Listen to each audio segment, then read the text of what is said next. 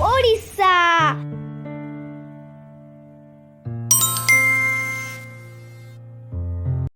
आसतु आज आम बनइबा बांफ दिया माछ तरकारी।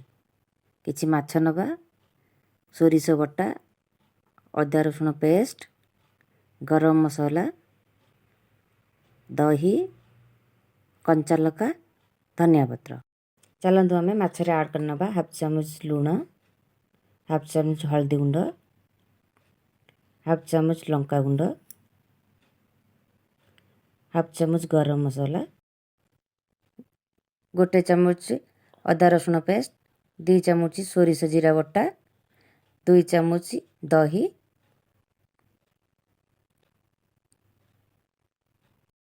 2 चामच सोरिष तेल देकी भल भाव मसला को आम मिसई नबा।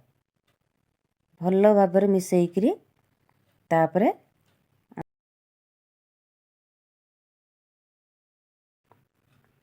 गोटे टिफिन को काढ़ी नबा।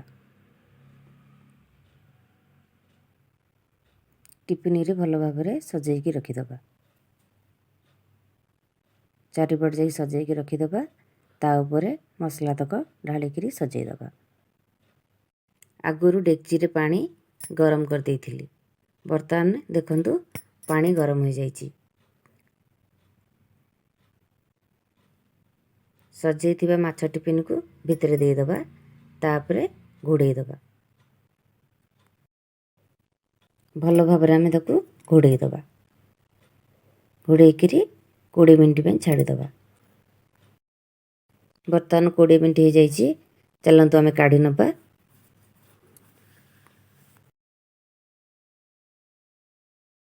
चलतु आम देखिबा केमिति हेइछि बांफ दिया माछ तरकारी। चलतु आम गोटे प्लेट को काढ़ी नबा।